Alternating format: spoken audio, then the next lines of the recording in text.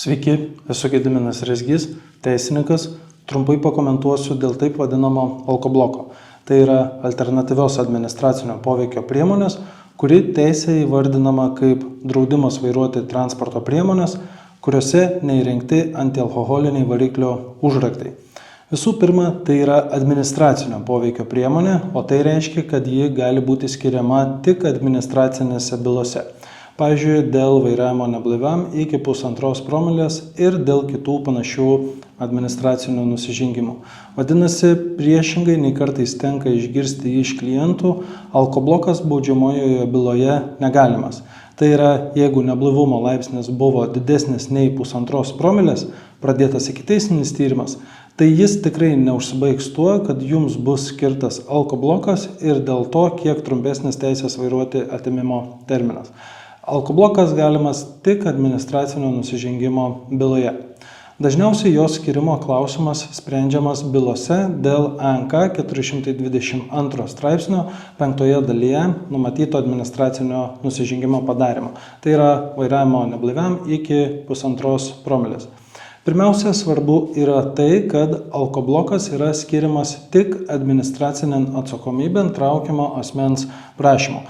Kitaip tariant, policija net ir norėdama be jūsų prašymo alkobloko jums skirti negali. Vadinasi, jeigu norite, kad jis būtų skirtas, turite jo paprašyti. Pakankamai dažnai klientams tenka suruošti atitinkamus rašytinius prašymus, kuriuos pateikus policijai iki bylos nagrinėjimo datos, jie kone visada ir yra tenkinami.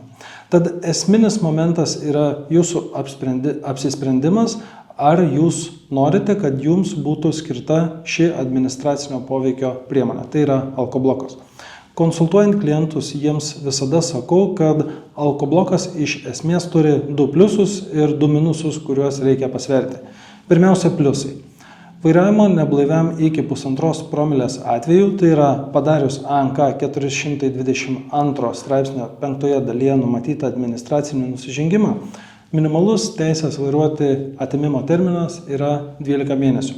Tačiau jeigu prašoma alkobloko ir jis yra skiriamas, teisės vairuoti atėmimo minimalus terminas yra dvigubai trumpesnis, tik 6 mėnesiai. Na ir čia yra didžiausias alkobloko pliusas. Prie transporto priemonės vairavimo galima grįžti dvigubai greičiau. Antras pliusas taip pat yra susijęs su tuo, kad teisės vairuoti atėmimas yra trumpesnis nei 12 mėnesių. Tiksliau, skyrus alkobloką, teisės vairuoti atėmimo terminui esant trumpesniam nei 12 mėnesių, nebelieka pareigos perlaikyti praktinį ir teorinį egzaminus regitroje. Tai daugeliu klientų būna labai aktualu, kas tikrai paskatina rinktis alkobloką. Taigi trumpai, alkobloko pliusai yra tokie, kad teisės vairuoti atėmimas tampa daug trumpesnis, o taip pat nebereikia perlaikyti egzaminų. Na, o dabar apie alkobloko minusus. Pirmas jo minusas yra toks, kad jis kainuoja. Kaina už jį yra galima 2 formų, tai arba alkobloko pirkimas, arba jo nuoma. Iš klientų tenka girdėti, kad alkobloką galima pirkti nebūtinai naują, pardavimas yra ir naudotų. Jų kaina mažesnė nei naujų. Pavyzdžiui, naujo alkobloko kaina svyruoja apie 1000 eurų, o dėvėto būna gana ženkliai mažesnės, 500–600 eurų ir panašiai. Jeigu alkobloko nuomotis, tai jo kaina mano žiniomis yra apie 80 eurų per mėnesį. Antras alkobloko minusas yra toks, kuris nebūtinai visiems yra minusas, kitiems tai iš tikrųjų nėra aktualu.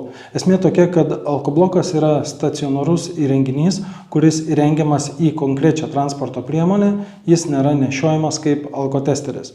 Tai reiškia, kad jeigu turite poreikį vairuoti daugiau nei vieną transporto priemonę, tai arba į jas visas įsirengsite po alkobloką, arba vairuosite tik vieną iš jų.